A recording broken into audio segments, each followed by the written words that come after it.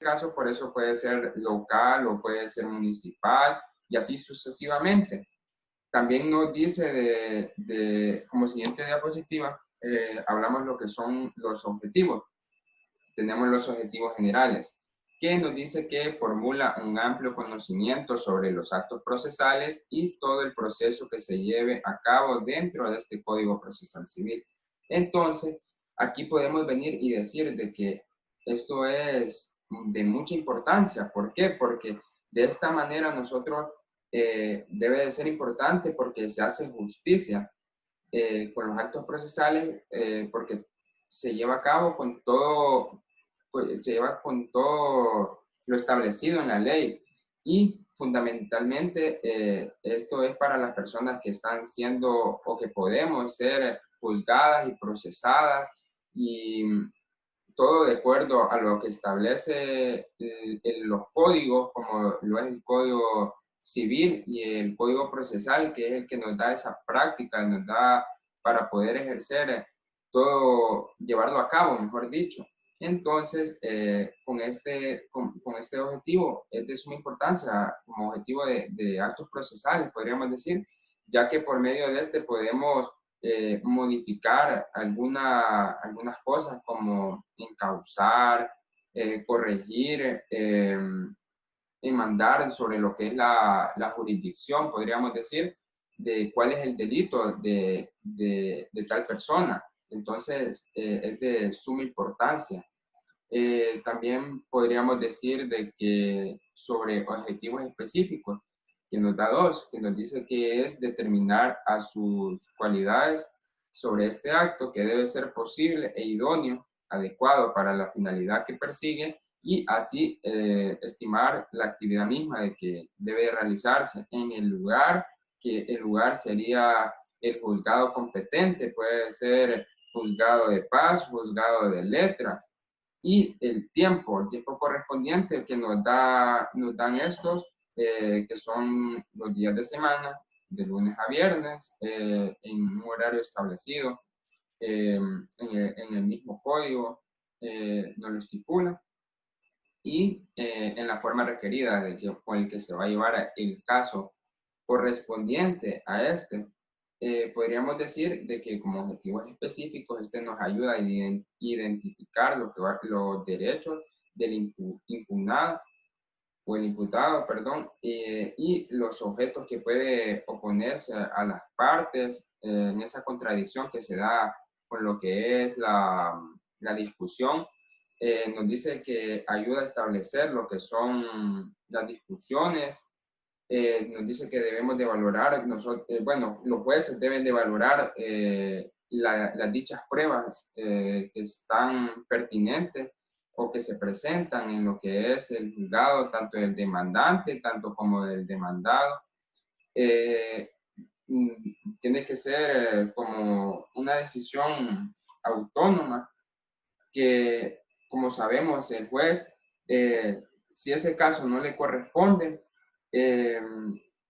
no es de su jurisdicción, él no tiene que meterse en ese caso, él tiene que decir que no tiene jurisdicción para llevar ese caso y en dado caso de que se lleve el caso o que esté opinando, porque no puede opinar, va a venir las partes, los apoderados legales, en este caso los abogados que son, y les tiene que decir al juez de que no puede no puede opinar porque no es de su jurisdicción, no le compete eso.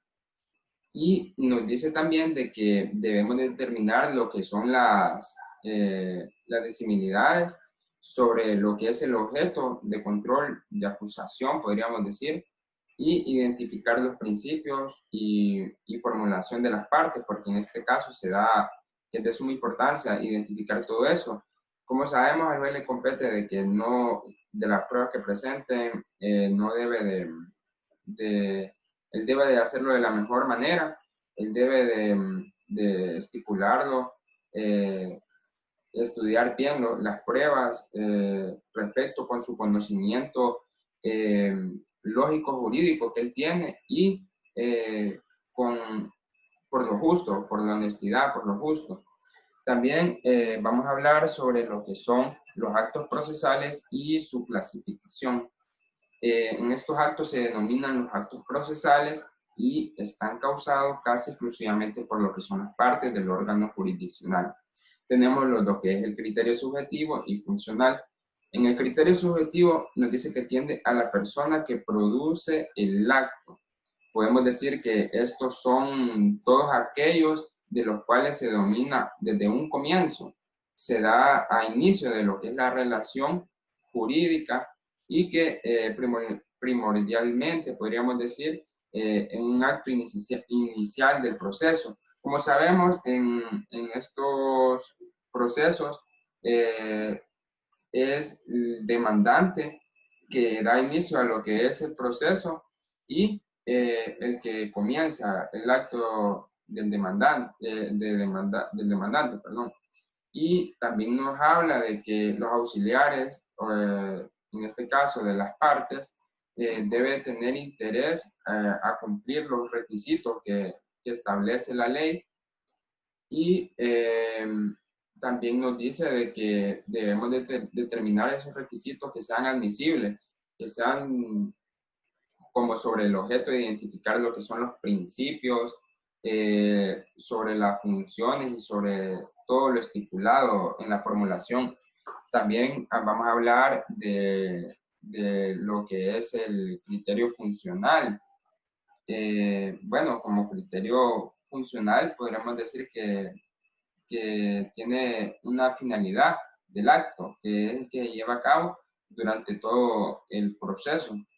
Tiene que tener una finalidad respectiva durante toda la discusión y también tenemos lo que son la clasificación de criterios, que como actos de las partes tenemos lo que son 4, los actos de petición, actos de alegación, actos de prueba y actos de conclusión. En actos de petición podríamos decir de que la acción de las partes procesales es de petición que se desarrolla en el proceso a través de peticiones. A través de peticiones, ¿en qué sentido? Tiene que ser tiene que ser en sentido genérico. Tiene que a su vez, a su mayoría de veces, tiene que estar en los actos que son de postulación, en donde se domina lo que son las peticiones de las partes, donde se lleva donde está el alegato, se llevan a lo que son las peticiones. Desde la petición va a equivaler lo que la demanda diga hasta que las peticiones concretas se diversen, porque ahí entra todo eso del alegato, tanto del demandante como demandado, presentando pruebas, peticiones del contenido que predominantemente es del acto procesal, y que las peticiones de fondo, como la interposición de recursos, como los actos junto a la precisión, en estos actos, como sabemos, se da mucho eso. Podremos decir de que estos elementos que ha dado configuración la petición, nos dice que los actos de prueba y actos de conclusión, que son los siguientes, podríamos decir, ya se va adjuntando todos estos actos de esta parte, se va relacionando con la petición, y nos dice de que los últimos grupos, en estos casos, que nos habla sobre la prueba, conclusión, de estos actos procesales, nos dice que pueden ser protagonizados, podríamos decir, como fundamento de petición procesal y como proceso también de auxiliares de las partes. También tenemos lo que son actos de alegancia, que en podemos decir que mediante estas actuaciones las partes aportan al juicio todos los elementos fácticos y jurídicos necesarios para que el juez dicte una resolución. Y aquí viene y nos hace un énfasis, podríamos decir, que estos actos son llevados a cabo a través de las que se ponen en conocimiento de lo que son el miembro del órgano jurisdiccional, que en este caso es el juez, el que está llevando todo este proceso correspondiente a elementos de hecho, en el caso de derecho que se esté peleando, y todo esto así sucesivamente como un objeto de alegación, porque esto es lo que se da, una alegación, y podríamos decir que también las normas jurídicas como fundamento de petición procesal o de fondo. Nos dice que en este proceso, que como es un principio de aportación de las partes, cada una de las partes corresponde a formular sus alegaciones fácticas, congruentes, podríamos decir, porque de eso depende de lo que el juez va a estar hablando, va a estar diciendo, va a estar escuchando, mejor dicho, la alegación de las partes sobre la presentación de las pruebas y todo eso. Y de eso depende el fundamento que se lleve a cabo de la petición procesal a fondo sobre los actos procesales. También vamos a hablar sobre lo que son actos de prueba, que nos dice que la actividad dirigida fundamentalmente a demostrar la realidad de las alegaciones aportadas por las partes de forma que el juez llegue a un convencimiento. Entonces aquí nos está hablando sobre la actividad dirigida, sobre los actos de prueba. Y como actos de prueba podríamos decir que son todos aquellos que tienen por objeto el qué, lograr la incorporación al proceso de objetos, de documentos, pueden ser documentos, relatos, declaraciones de personas, videos, fotos. Hoy en día se da bastante lo que es video, foto, donde se crea también el Tribunal de Percepción de Exactitud, que podríamos decir de que es donde todas las personas, cuando presentan pruebas, se da todo el hecho. Y también vamos a hablar sobre los actos de conclusión, que como actos de conclusión nos dice aquí que los actos que se resumen en el desarrollo de juicio fijan los hechos y corroboran las pruebas. Entonces, aquí ya como estamos hablando sobre los actos de conclusión, podríamos decir que esta consiste en una parte final de lo que se ha llevado durante todo el proceso. También podríamos decir de que las partes exponen al juez ya todos sus argumentos finales y que estos se lleva haciendo como un resumen ya sobre todo lo que se va el proceso, ya diciéndole al abogado, de exponerles todo lo que son las pruebas, prácticas, de todos los hechos sucedidos o probados o inciertos, pueden decir, porque eso depende de tanto el demandante y demandado, como sabemos, puede ser incierto o no cierto, hasta que se compruebe lo contrario, ya sabemos. Las conclusiones nos dicen de que en sentido de práctica, ya que tratan sobre ellas, estas se van llevando a cabo a convencer. Esto es como para lograr convencer al juez a que tenga una idea si es verdad o no es verdad sobre lo que la práctica de conclusiones, sobre las afirmaciones de la misma, y como sabemos estas son de suma importancia. Bueno, en eso quedan las conclusiones de que es donde se lleva a cabo todo un énfasis, podríamos decir, ya para lo final del proceso, para ver qué decisión toma el abogado, puede ser buena, puede ser mala. Eso va a depender de lo que el juez compruebe, lo relacionado con las pruebas.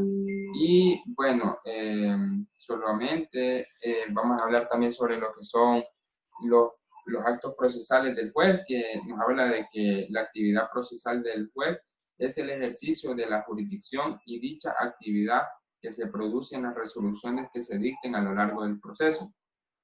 Tenemos como resoluciones gubernativas, que nos dice de que las resoluciones que dictan los tribunales cuando no están constituidas en la sala de justicia suele resolverse a los asuntos internos del órgano jurisdiccional. Tenemos de que en esta los criterios pueden ser lo que son, pueden ser, como les digo, criterios subjetivos de juicio o de valor discreto, podríamos decirlo. Podemos decir también de que por su finalidad es donde se toman lo que son las decisiones. que éstas resuelven todos los problemas que se plantean en el juicio. Buenas tardes, abogada. Soy Byron Canales.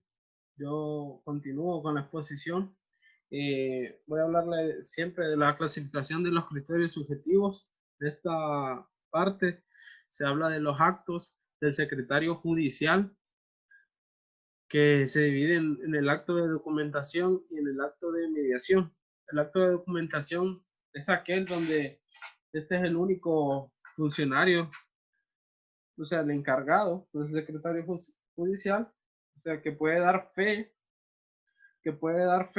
a la actividad judicial, que corresponde también a la facultad de documentación, que es la fe pública y plena sin testigos. Él no necesita otra persona que le diga, yo lo miré que sí hizo su trabajo. No necesita. Es la diferencia de él, ¿verdad? Mientras que en los actos de mediación es totalmente diferente, porque siempre va a haber un intermediario. O sea, yo quiero, póngale que entregar algo, otra persona es la intermediaria para hacérselo saber a usted. ¿Me entiende? Como que usted hubiera designado a una persona del grupo de WhatsApp coordinadora y usted no estar en él, entonces uno le decía llegar las consultas a ella para que ella hablara con usted. De eso se trata el ser intermediario, ¿verdad? También le puedo hablar que aquí el secretario de los tribunales es el único que puede encargarse de dar los registros, aceptar los documentos, de que lleven las partes, ¿verdad? De saber cómo van los procesos. ¿Qué más le puedo decir? Por ejemplo, si yo soy abogado y necesito información de algún caso que yo esté llevando, entonces yo debo de buscar al secretario del tribunal donde yo estoy llevando mis casos, ¿verdad? Donde yo interpuse la demanda. Entonces, él es el que tiene que darme él es el que tiene que darme esta información y yo así poder obtener la información que yo deseo sobre mis casos, ¿verdad? En caso que él no lo haga, él recibirá una sanción.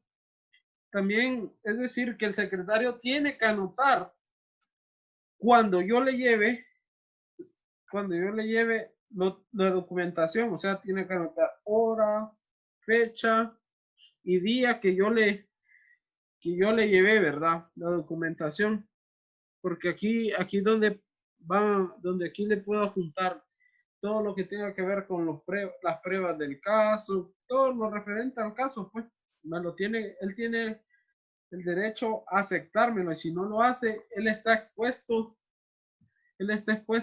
a una sanción, ¿verdad?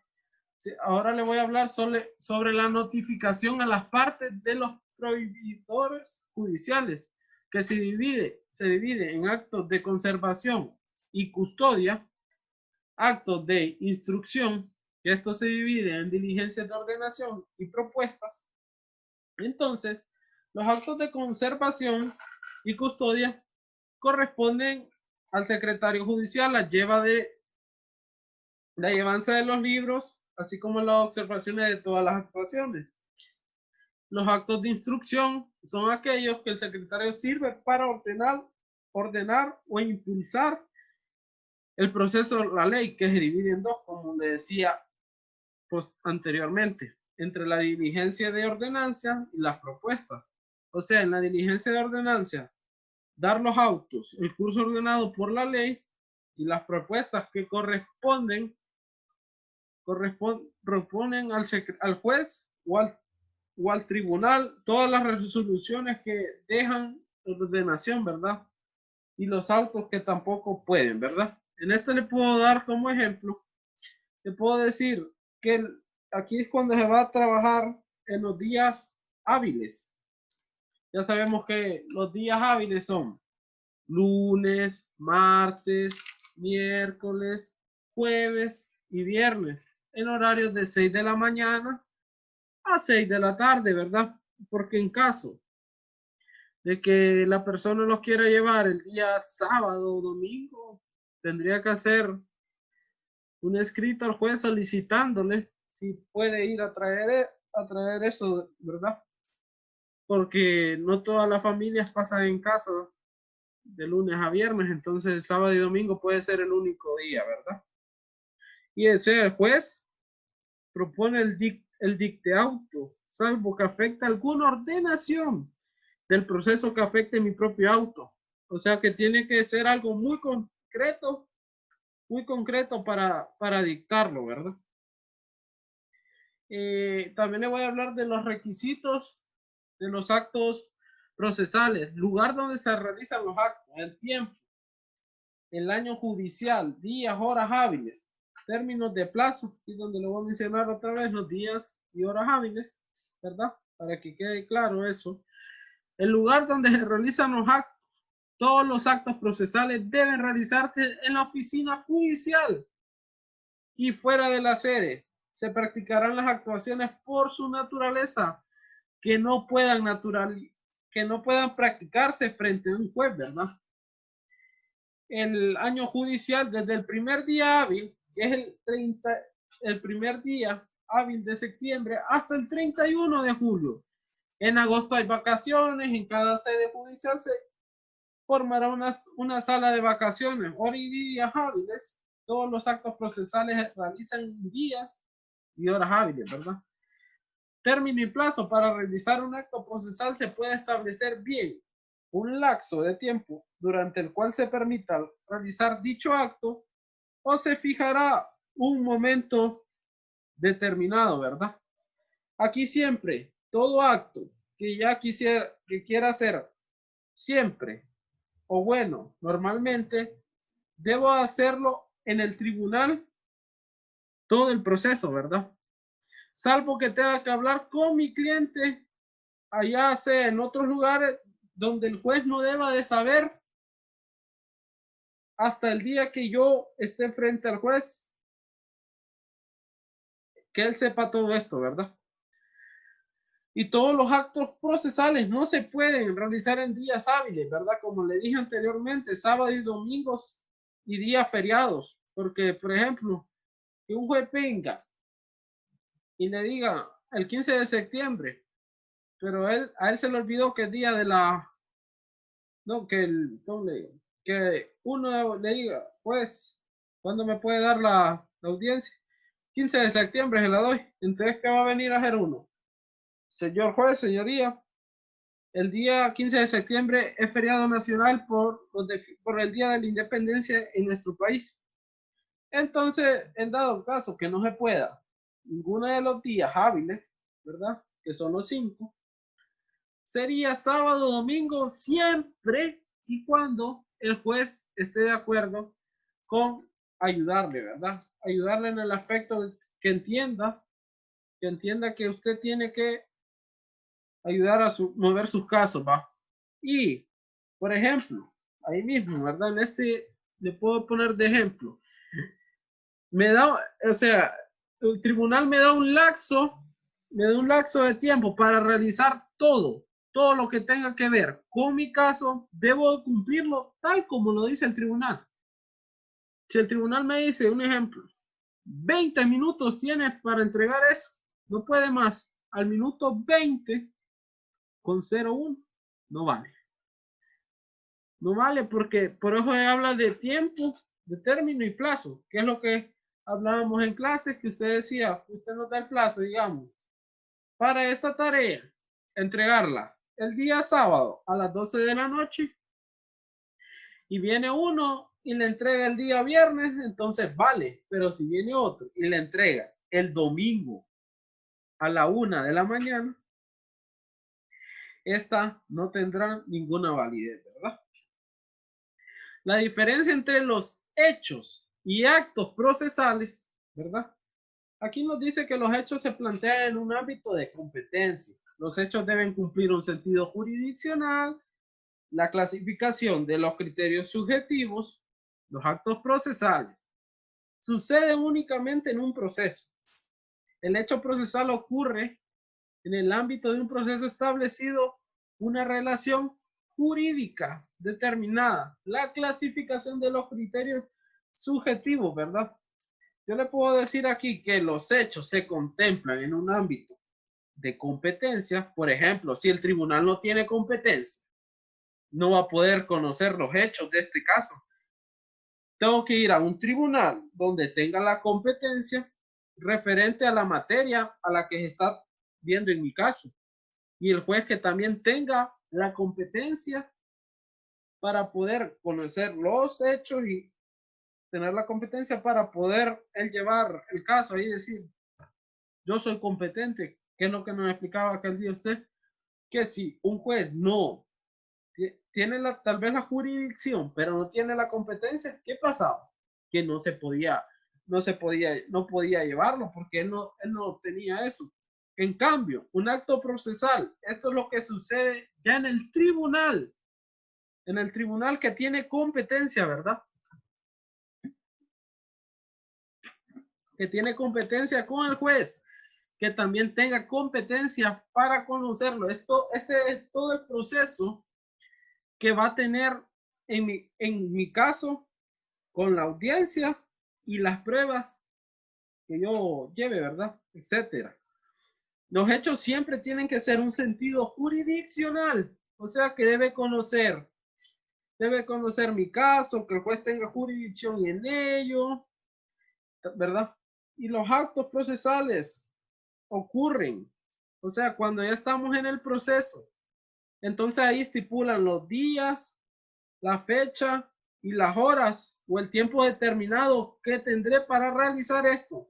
Todo dependiendo cómo me lo diga el juez, ¿verdad? Que ya esté conociendo mi caso. O sea, que ya sea el encargado de llevar mi caso. Él me va a decir, Byron, usted preséntese el 10 de septiembre a las 5 de la tarde. Ahí es audiencia. Porque hay que recordar que de 6 de la mañana a 6 de la tarde son los días hábiles, ¿verdad? Y la clasificación de criterios subjetivos es cuando el tribunal nos dirá qué es lo que, o sea, el tribunal nos dirá que podemos realizar algo o no, o que yo interpongo una demanda en un tribunal que no sea competente, el tribunal me mandará a otro tribunal que sí tenga la competencia para yo poder llevar el caso ahí y que ellos determinen su decisión, ¿verdad? En caso de los actos tribunales, el juez me dirá en qué momento puedo hacer mis intervenciones, ya sean de prueba para interponer la demanda, etcétera. O cuando uno también me dirá también en qué momento no puedo realizar esto, ¿verdad? Es lo que usted nos explicaba aquel día, de que si un juez tiene la jurisdicción, pero no le compete el asunto, o digamos, van al juzgado y ellos van a buscar a alguien, a un juez que sea de lo penal, y el caso de ellos es de alimentos, ¿qué les digo? Las generalidades de los actos procesales.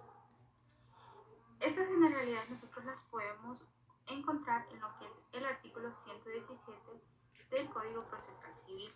En este nos menciona que los actos procesales deben reunir los requisitos de lugar, tiempo, idioma y forma, los cuales están previstos de manera más detallada en los artículos del 118 al 124, ya que estos requisitos que señala la ley no son más que circunstancias previstas en esta misma. Ahora bien, hablando un poco de lo que se refiere a la generalidad de lugares procesales. Nos realizamos esta pregunta.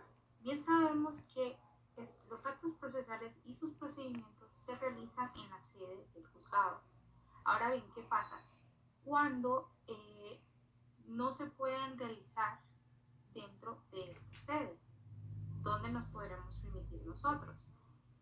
Entonces esa es la pregunta que surge. ¿Dónde se pueden realizar los actos procesales que no sean ejecutados en la sede expresa del tribunal que les compete?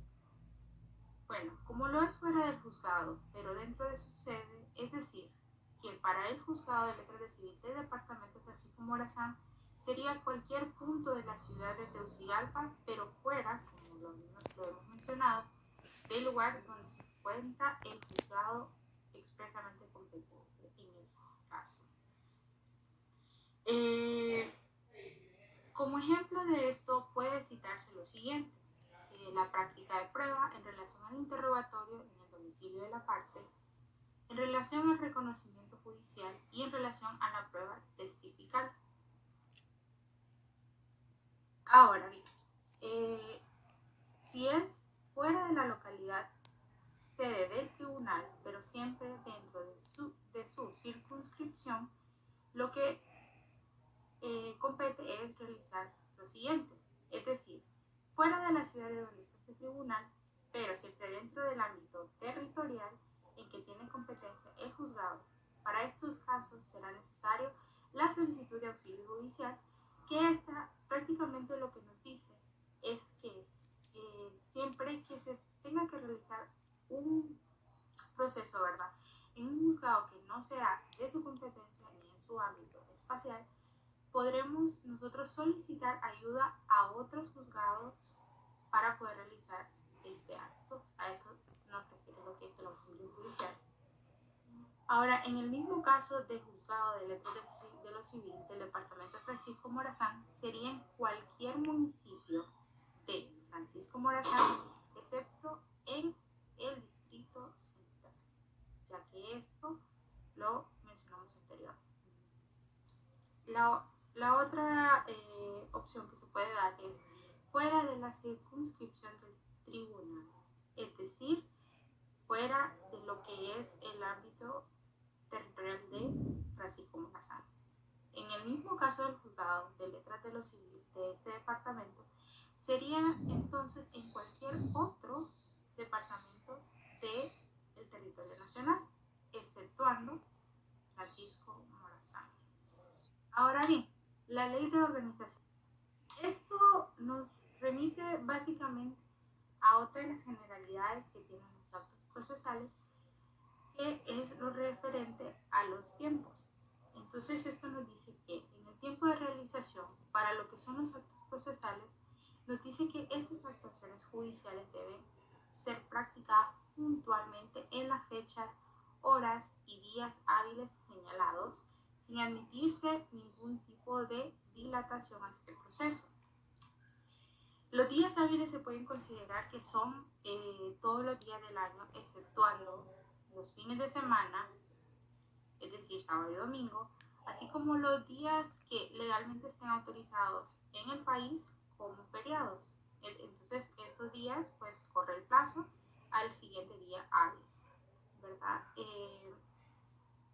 Y también se pueden considerar días inhábiles aquellos que determine la Corte Suprema de Justicia en casos justificados y que se puedan llevar a cabo durante horas hábiles que estarían comprendidas en un horario de 6 de la mañana a 6 p.m. o bueno, dependiendo de cuáles son los horarios o la jornada laboral establecida en la Corte Suprema de Justicia. Opción que se puede dar es fuera de la circunscripción del tribunal, es decir, fuera de lo que es el ámbito territorial de Francisco Morazán. En el mismo caso del juzgado de letras de lo civil de este departamento, sería entonces en cualquier otro departamento del territorio nacional, exceptuando Francisco Morazán. Ahora bien, la ley de organización. Esto nos remite básicamente a otra de las generalidades que tienen los actos procesales, que es lo referente a los tiempos. Entonces esto nos dice que en el tiempo de realización, para lo que son los actos procesales, nos dice que esas actuaciones judiciales deben ser practicadas puntualmente en las fechas, horas y días hábiles señalados, sin admitirse ningún tipo de dilatación a este proceso. Los días hábiles se pueden considerar que son todos los días del año, exceptuando los fines de semana, es decir, decir sábado y domingo, así como los días que legalmente estén autorizados en el país como feriados. Entonces, estos días, pues, corre el plazo al siguiente día hábil, ¿verdad? Y también se pueden considerar días inhábiles aquellos que determine la Corte Suprema de Justicia en casos justificados y que se puedan llevar a cabo durante horas hábiles que estarían comprendidas en un horario de 6 de la mañana a 6 p.m. o bueno, dependiendo de cuáles son los horarios o la jornada laboral establecida en la Corte Suprema de Justicia. Hola, mi nombre es Nerka y yo les voy a explicar los elementos que conforman los actos procesales. En primer punto tenemos la actuación judicial, que es la que se encarga de seguir las formalidades y el debido proceso dependiendo de la institución en la que se presente un caso. En esta se determinan los plazos de tiempo, es decir, el día que va a iniciar el juicio, la hora y el establecimiento donde se llevará a cabo, así como el día determinado, es decir, da los plazos de inicio a fin. Y lo que indica la actuación judicial es que esta se encarga de garantizar a las personas la satisfacción de las necesidades que soliciten al juez, pero a cambio de que estos actúen con responsabilidad siguiendo los plazos de tiempo establecidos. En caso de que estos plazos no se respeten y no se sigan conforme a las fechas impuestas, se puede declarar un caso en preclusión. Esto quiere decir que ha pasado el tiempo establecido y se cierra el caso. Entonces, esto genera una pérdida para ambas partes y para el juez. El otro elemento es la solicitud rogada, que lo que promueve esto es la agilidad del juicio. Esto a través de una facultad que se le da a una persona de que intervenga para que un proceso no se quede dormido o no se atrase. Esta facultad puede dársele al juez, que está explicada en el Código Procesal Civil, entre las facultades del juez de poder intervenir cuando se le presente un caso donde él vea que una de las partes tiene mala defensa y que sepa que no se van a respetar sus garantías ni sus derechos. Entonces el juez puede intervenir y dar asistencia utilizando esta solicitud rogada para que el trámite se agilice y no se quede dormido. Tenemos también lo que es el principio dispositivo. Este principio es una facultad que solo corresponde a las partes y no al juez. Esto sirve a las personas para que se vean en necesidad de solicitar algo, de hacerlo y verse refugiadas bajo este principio, que le va a garantizar que serán escuchados y que, dependiendo obvio del caso y de los medios de prueba, cómo será la resolución. Entonces, esto lo que crea es un sentido de compromiso tanto del juez como para las partes y de las partes involucradas entre ellas. Tenemos lo que es la forma de los actos procesales, es decir, cómo deben regirse, siendo que lineamientos, y son que un acto procesal, en primer punto, debe llevarse a cabo por un órgano competente. Es decir, no puede resolverse un caso que es de materia civil en juzgados o con un juez que sea competente para el área de lo penal. Entonces a esto se refiere que los actos procesales deben llevarse a cabo dependiendo de la competencia y de la materia.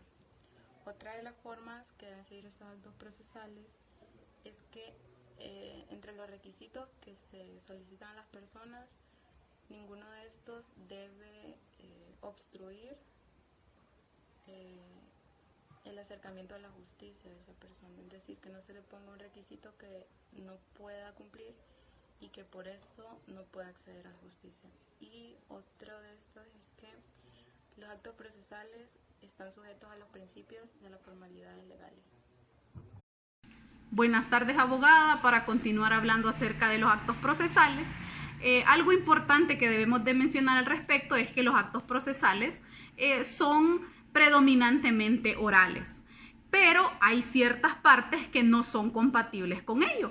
Como por ejemplo, ahora en la actualidad se hace indispensable el hecho de presentar un documento firmado. Los escritos, como una demanda o una contestación, pues deben de ir de manera, no son de manera oral, y se exige en la presencia del documento que vaya de manera escrita y que vaya presente la firma. Eso no ocurría, como por ejemplo en el Código Procesal del año 1906, pero actualmente la firma es algo indispensable, aunque sí hace falta la firma, se detiene el proceso, pero es algo que se puede subsanar, aunque es indispensable que vaya en el documento, que es de manera escrita, este tipo de comunicación que no es meramente oral, sino que se debe de presentar y de facilitar ante los juzgados que se está llevando el acto procesal un documento escrito. Con respecto a los actos procesales, también estas partes deben de concretar sus alegaciones y probar lo que se está en litigio de manera oral. O sea que volvemos a la parte donde estamos diciendo que los actos procesales pues son en su gran mayoría de manera oral, ya que las partes al momento de concretar sus alegaciones y probar la cosa litigiosa pues deben de hacerlo ante el tribunal de manera oral y hablar al respecto. Luego la ley, ante esta alegación, va a determinar si las pruebas son competentes, estas pruebas orales son competentes, o van a determinar pues la nulidad de dichos actos. Que esto se puede llevar a cabo no solamente en una audiencia, sino que en muchas audiencias. Y en todas estas audiencias pues deben de llevarse a cabo de manera oral, en su gran mayoría. Otro de los términos importantes o de los temas importantes que hay que discutir con respecto a los actos procesales es la inmediación de los mismos. La inmediación de los actos procesales tiene que ser los jueces y los magistrados, miembros del tribunal que estén concediendo o que estén conociendo acerca del asunto, ellos deben de presenciar todas las declaraciones. O sea, el primer juez, el primer magistrado que sea testigo pues de estas audiencias es el que será testigo del resto de las audiencias. O sea, siempre él va a ser testigo de todas las audiencias que se lleven a cabo en el acto procesal. De igual manera, ellos conocerán las partes, conocerán los testigos, estarán presenciando los careos, las exposiciones, explicaciones, las respuestas que se les den y todo lo que se lleve en cuenta acerca de, por ejemplo, los peritos y todo lo que esté dispuesto que se lleve a cabo en las audiencias, pues igual va a ser el mismo juez y los mismos magistrados los que van a llevar todos los actos del mismo, todos los procesos del mismo acto procesal. La inmediación únicamente alcanza la práctica de los medios de prueba que tienen que ser valorados por el juez que dicte la sentencia, pues este solo puede convencerse de lo que ha visto y escuchado directamente. Por lo tanto, es el mismo juez o los mismos magistrados que van a estar desde la primera audiencia, son los mismos que van a estar en todas las audiencias. ¿Para qué? Para tener en cuenta y para hacer creíble que estos actos procesales y todas estas evidencias que se están presentando, pues para creerlas, ¿verdad? Para ellos ser testigo de dichas alegaciones. En cuanto a lo anterior, ¿verdad? Se debe de presenciar la mayoría de los actos procesales, pueden hacerse de manera pública, a excepciones, tres excepciones muy grandes que las podemos englobar en 3 casos. La primera, cuando sea necesario la protección y la seguridad nacional, del orden público o de la moralidad. En ese caso, siempre las audiencias y los actos procesales se van a llevar a puerta cerrada. En segundo lugar, cuando los intereses de los menores, o sea, cuando en el litigio, cuando en el proceso litigioso estén involucrados menores, o para proteger la vida de alguno de los testigos o de alguno de los miembros que estén involucrados en los actos procesales. Y también cuando a juicio prudente del tribunal, por la concurrencia de circunstancias especiales, la publicidad pudiera perjudicar a alguno de los interesados en los actos procesales. Bien, y en último punto, pues vamos a seguir hablando de los actos procesales y vamos a decir lo que estábamos hablando de que eran de manera pública. Pues la publicidad de los actos procesales lo que busca en primer lugar es la protección de las partes. Si las partes en algún momento no están protegidas, haciendo que los actos son públicos, entonces estos, pues como dije en la parte anterior, estos dejan de ser públicos y se cierra y se llevan a cabo siempre de manera oral, pero ya no se hacen de manera pública. Entonces, esta nueva modalidad de los actos procesales, pues es para promover la agilidad de las partes, para promover la agilidad de los actos procesales, que esto se lleve de manera más rápida y que se imponga de manera más rápida la administración de justicia. Sin embargo, el concepto de oralidad en el proceso civil supone en gran medida un cambio de forma de administración de justicia e implica un compromiso del juez, ¿verdad?, ante las partes y sus abogados. Y esto lo que es a su disposición una aplicación del principio de inmediación y su infracción no solo acarrea pues que el juez es el que debe de estar siempre en contacto con las partes, con los abogados de ambas partes, sino que también es el que debe de estar, como habíamos mencionado anteriormente, debe de estar siempre en todas las audiencias y es él el que debe de estar frente a cada uno de los procesos y de los actos procesales que se lleve en el juicio. Debe de ser él el que siempre esté presente. Muchas gracias, abogada. Con la publicación. Para eso es importante tener en cuenta que las actuaciones, las pruebas en las audiencias deben tener un sentido y emitido con una resolución procesal. Pero para que este sentido en los actos procesales tenga un sentido muy vinculante, debe responder a los siguientes requisitos. Las audiencias deben de realizarse a puerta cerrada,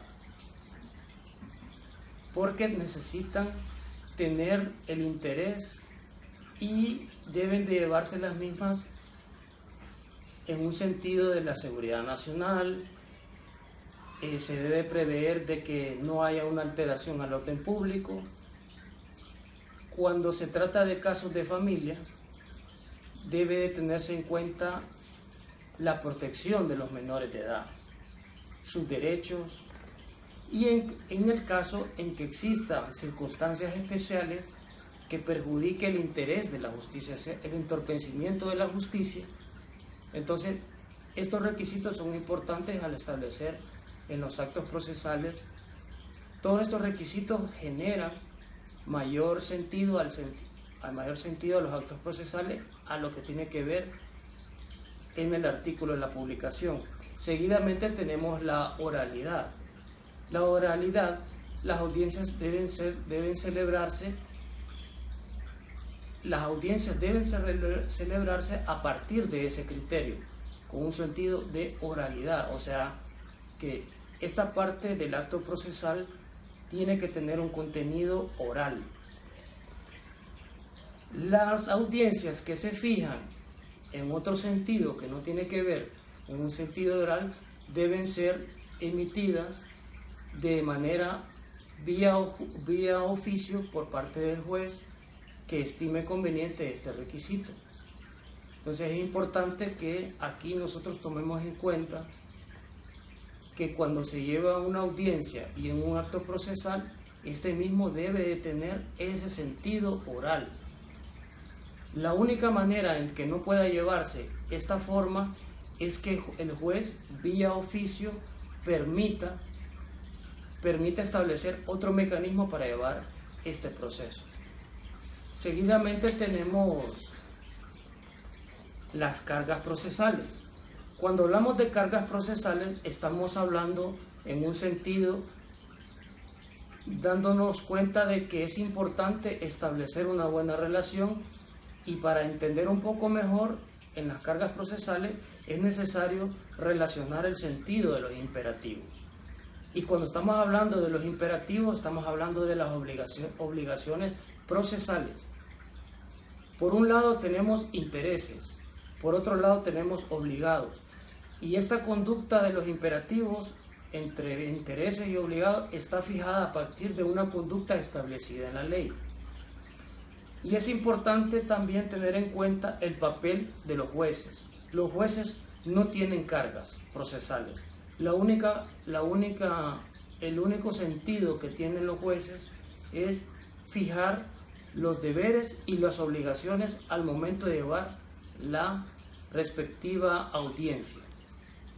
También tenemos como un sentido establecer un vínculo en los actos procesales. En los actos procesales se requieren diferentes requisitos. Estos requisitos se requieren entenderlos los presupuestos procesales. Todo presupuesto procesal necesita un criterio, y esos criterios no se puede emitir una debida sentencia si no se ha cumplido cada uno de todos los requisitos. O sea que este presupuesto procesal debe ser llevado en tiempo y forma. Tiene que llenar todos los criterios respectivos para emitir una determinada secuencia. Se necesita también de otros requisitos como actos procesales. Al momento de que exista la inexistencia de un requisito, no es válido. Podemos concluir que cuando al hablar y al hacer el estudio respectivo de los actos procesales, es importante poder establecer una línea de fortalecimiento en cuanto a nuestros aprendizajes. Los actos procesales fortalecen más nuestra capacidad de estudio, porque nos permite entrelazar en un sentido relacional cómo la teoría general del proceso nos permite ir fortaleciendo esos estudios, porque empezamos a vincular desde el Código Procesal Civil el sentido procesal, una mirada sistémica. O sea, no nos quedamos no solamente dentro de una perspectiva que nosotros no nos han generado ningún tipo de conocimiento. Entonces, este sentido relacional podemos concluir de que es importante darle una mirada sistémica. También es importante entender que los actos procesales, al momento de que nosotros hemos empezado a tener un pequeño acercamiento con los actos procesales, debemos de entenderlo. Si tenemos un sentido sistemático, también le damos un sentido lógico, que esto forma parte de un gran proceso. Muchas gracias. Para concluir con respecto al tema de los actos procesales, podemos decir que es importante destacar que no solamente nos vamos a dejar llevar o nos vamos a guiar por los códigos, sino que también hay que entender la doctrina, hay que entender cada uno de los actos procesales, cada una de las partes, su inmediación, su oralidad, todo lo que conlleva en ellos. Hay que comprender cada uno de los aspectos que están involucrados en la doctrina para así llevar de manera ordenada, de manera concreta, todo lo que respecta a los actos procesales. Y también es importante conocer, definir, recordar cada una de las partes que nos explica el Código Procesal Civil, para conocer de igual manera qué es lo que vamos a hacer en el momento en el que nos corresponda pues llevar a cabo un acto procesal. Y debemos decir por último que la dinámica de los actos procesales pues es muy amplia, que son diferentes las miradas en las que hay que estar involucrado al momento de llevar a cabo un acto procesal, pero que es de gran importancia que los actos procesales se lleven de manera comprensiva, de manera ordenada, y que se lleve en un sentido cada una de las etapas, que tengan un sentido lógico cada una de las etapas de los actos procesales, para que estos se resuelvan de manera inmediata, de manera más fácil y de manera que se imponga justicia en cada una de los términos y de cada uno de los procesos que se lleven a cabo en los juzgados. Y por eso es importante conocer todos y cada uno de los artículos que están en el nuevo Código Procesal Civil, y que su sentido pues sea racional, y que deba de tener una gran congruencia con la doctrina para así